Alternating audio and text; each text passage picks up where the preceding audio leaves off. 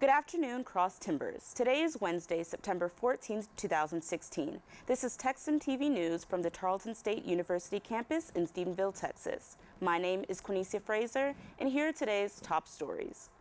In campus news, the Division of Student Life kicked off Turbo Vote with a free concert from Texas Red Dirt Band, Shane Smith, and the Saints on Tuesday afternoon. The concert was held on Lillian Street next to the Thompson Student Center from 6 o'clock to 9 o'clock p.m. Students were able to chat with the Purple Pooh, receive free food as well as giveaways, and most importantly, sit back, relax, and enjoy the music.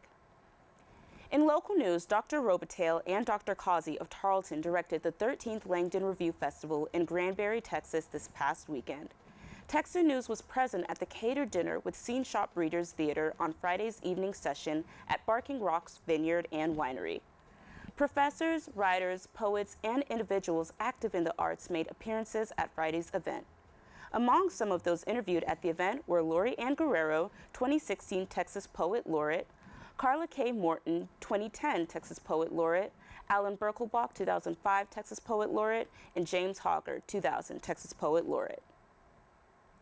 In state news, according to the Associated Press, a 14-year-old female freshman who shot and wounded a fellow student at a West Texas high school before planning to kill herself had also planned to shoot her 14-year-old stepbrother. A 17-year-old junior encountered the armed freshman Thursday in the girls' restroom at Alpine High School.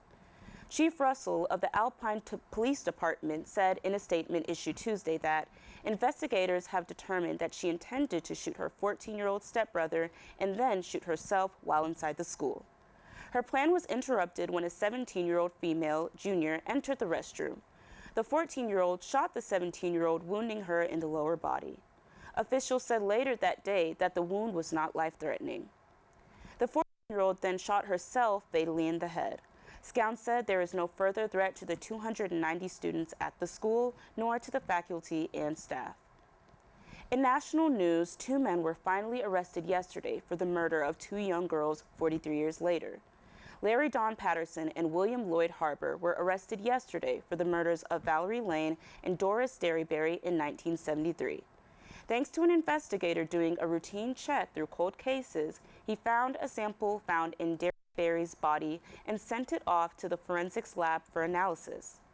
7 months later, the technicians reported that the DNA in the sample matched the genetic profiles of Patterson and Harbour, who are cousins. Each have committed serious crimes since 1973 that had required them to have DNA samples taken. The AP reports that both men will face murder charges. For more of today's national news, we return to the AP News Minute. This is AP News Minute. Democratic presidential nominee Hillary Clinton plans to be back on the campaign trail on Thursday after sitting out a few days with pneumonia. President Obama campaigned for her in Philadelphia on Tuesday. Republican presidential nominee Donald Trump introduced a plan to make child care more affordable. The plan includes 6 weeks of paid maternity leave for new mothers. A demonstration against the Dakota Access Oil Pipeline was held outside the White House. The pipeline is being built near an American Indian reservation in North Dakota, and there are concerns that it will damage the local water supply. And Tropical Storm Julia brought heavy rain to northeast Florida and southeast Georgia. The National Weather Service says the slow-moving storm could cause flash floods. Sandy Kozel, The Associated Press, with AP News Minute. In international news, amid heightened tensions after North Korea's nuclear test last week, the United States sent 2 bombers over allies South Korea yesterday. According to the Associated Press, these supersonic bombers were an attempt to intimidate North Korea after its recent nuclear test and to settle nerves in the South. These flyovers are common when high animosity arises on the Korean peninsula. South Korea does not have nuclear weapons and relies on the U.S. as a deterrent to North Korea. North Korea's test last week was their 5th and most powerful to date. Some worry that this is headway in North Korea's push to develop small, sophisticated warheads that can be mounted on missiles that can reach the U.S. mainland. Today's weather forecast is brought to you by weather.com. Today, expect isolated thunderstorms with a 30% chance of rain. Highs will be in the upper 80s with lows in the high 60s. Wind will be out of the northeast at 5 miles per hour. This has been a production of Texan TV News, a product of the Texan News Service at Tarleton State University in Stephenville, Texas.